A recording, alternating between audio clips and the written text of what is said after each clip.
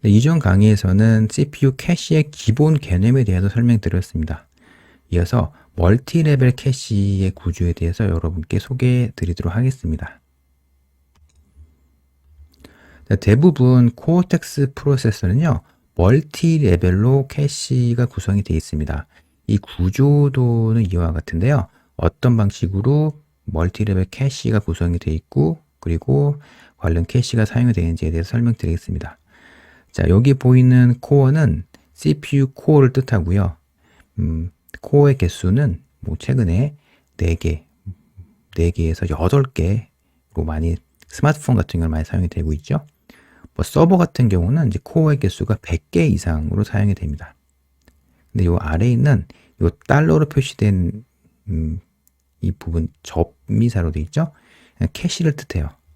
그러니까 L1 I라고 되어 있죠. I는 인스트럭션의 약자입니다. 그러니까 L1 인스트럭션 캐시이고요. 명령어 캐시죠. 여기 있는 부분은 L1 데이터 캐시입니다. 그러니까 캐시는 크게 보면 인스트럭션 캐시가 있고 데이터 캐시가 있어요. 그러니까 암코어가 실행하는 명령어 있죠. 이 명령어를 인스트럭션이라고 볼 수가 있잖아요. 해석을 할 수가 있죠. 근데 암코어가 자주 사용하는 명령어를 L1, 레벨 1 인스트럭션 캐시에 저장이 되어 있다라고 보시면 되고요. 그리고 CPU 암코어가 자주 접근하는 데이터 있죠. 데이터를 L1 데이터 캐시가 저장하고 있습니다. 근데 요 캐시를 구성하는 방식은 약간 다르긴 한데요. 어떤 코어텍스 프로세서 같은 경우는 L1 캐시에 인스트럭션 캐시나 혹은 데이터 캐시가 각각 따로따로 분류가 되어 있지 않는 경우도 있고요. 이렇게 분류가 되는 경우도 있는데 최근 설계가 되고 있는 코어텍스 프로세서 같은 경우는 L1 캐시와 L1 캐시 내부에 인스트럭션 캐시와 데이터 캐시를 따로 가져가는 구조로 많이 설계가 되어 있습니다. 이 캐시를 직접 설계하는 방식은요, 이 코어텍스 프로세서마다 약간 다릅니다. 이 점 꼭 참고하셨으면 좋겠고요. 이 캐시가 실제 어떤 방식으로 설계가 되어 있는지를 확인하시려면 코어텍스 A53, 코어텍스 A57과 같은 해당 코어텍스 프로세서의 레퍼런스 문서를 참고하시면 됩니다. 네, CPU 코어가 어떤 명령을 실행을 시도했는데 L1 캐시에 명령어가 있으면요, 이를 캐시 히트라고 말할 수가 있죠. 그런데 L1 캐시, L1 인스트럭션 캐시에 명령어가 없으면 L2 캐시에 접근을 해요. L2 캐시에 접근을 해서 해당 그 인스트럭션을 L1 캐시에 다시 로딩을 하고요. 그 다음에 암코어는 실행을 하게 됩니다. 요 데이터 캐시도 마찬가지예요.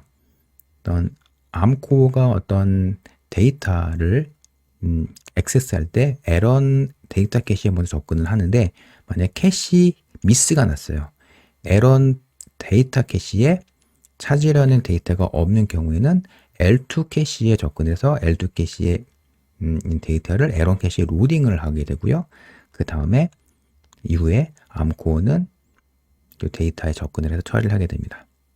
근데 여기 아래 보시면요. L3 캐시라고 되어 있는 부분이 있는데 LLC로 명시가 되어 있죠. 이 LLC는 라스트 레벨 캐시라고 합니다. 상황에 따라서 LLC 캐시가 레벨 3 캐시가 될 수도 있고요. 레벨 4 캐시가 될 수도 있습니다.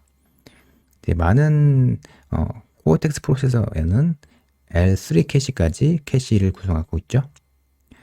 근데 만약에 L1 캐시에서도 캐시 미스가 나고 L2 캐시에서도 캐시 미스가 나게 되면 L3 캐시에 접근을 해서 데이터를 L3 캐시에 찾고요. 근데 만약에 L3 캐시에서 캐시 미스가 나게 되면 메인 메모리에 접근을 해서 관련된 인스트럭션이라든가 혹은 데이터를 L3 캐시로 가져오게 됩니다. 근데 크게 보시게 되면은 이 멀티레벨 캐시가 이런 패턴으로 구성이 되어 있잖아요. 근데 그렇다면 자, 이 멀티레벨 캐시에서 캐시를 크게 봤을 때 L1 캐시, L2 캐시, L3 캐시가 하나의 캐시라고 본다면 이 해당 캐시에 접근했을 때 캐시 미스가 날 확률은 얼마나 될까요? 사실 코어텍스 프로세서마다 뭐 측정하는 방식이 다르긴 하지만 일반적으로 2% 언더라고 합니다. 그러니까 암코어가 어떤 데이터라든가 인스트럭션에 접근할 때는 98% 이상의 확률로 캐시에 관련된 명령어라든가 데이터가 있다라고 보시면 됩니다. 자, 제가 이전 슬라이드에 대해서 설명드렸던 내용을 한번 정리해 봤습니다. 프로세서가 데이터라든가 혹은 인스트럭션을 실행할 때도 비슷한 패턴으로 처리를 하는데요. 프로세서가 데이터를 요청하면 이와 같은 패턴으로 처리를 합니다. 먼저 에런 캐시부터 찾고요. 만약에 에런 캐시에 데이터가 없으면 이를 캐시 미스라고 하죠. L2 캐시에도 찾습니다. 그러니까 만약에 L2 캐시에서도 찾으려는 데이터가 없으면 또 L2 캐시에 캐시 미스가 났다고 볼 수가 있죠. 그래도 데이터가 없으면 LLC 캐시를 찾는데 LLC 캐시에서도 캐시 미스가 나면은 메인 메모리에 접근해서 데이터를 가져오는 그런 방식으로 멀티레벨 캐시가 처리가 됩니다. 이번에는 멀티레벨 캐시를 구성하는 이유에 대해서 설명드리겠습니다. 여러 계층의 캐시를 구성해서 멀티레벨 캐시를 구성하게 되면은 프로세서의 성능을 최대한 끌어올릴 수가 있어요. 왜 그러냐면 캐시의 접근 속도와 용량 사이에 트레이드 오프가 있을 수가 있는데 이 트레이드 오프를 멀티레벨 캐시를 구성해 극복할 수 있기 때문입니다. 이 멀티레벨 캐시 구조에서 이 내용을 설명드리면요. 암코어 입장에서는 에런 캐시에 굉장히 자주 접근을 하기 때문에 에런 캐시 같은 경우는 캐시 미스보다는 이 처리 속도가 굉장히 더 중요하거든요. 만약에 에런 캐시의 사이즈를 크게 늘려서 캐시 히트 비율을 높인다고 할지라도 지금 암코어는 에런 캐시와 굉장히 자주 커뮤니케이션 통신을 하기 때문에 이 처리 속도가 굉장히 중요합니다. 에런 캐시 같은 경우는 처리 속도가 굉장히 중요하기 때문에 그 캐시 히트보다는 처리 속도를 좀 더 빠르게 하는 방식으로 설계를 합니다. L2 캐시 같은 경우는 상대적으로 캐시 미스를 줄이는 방식으로 L2 캐시를 설계하거든요. 그러니까 이런 패턴으로 멀티레벨로 캐시를 구성하게 되면은 그 캐시와 관련된 성능을 나타내는 지표의 트레이드오프를 극복할 수가 있습니다. 대부분 코어텍스 프로세서를 비롯한 대부분 CPU 프로세서는요, 멀티레벨로 캐시를 구성합니다.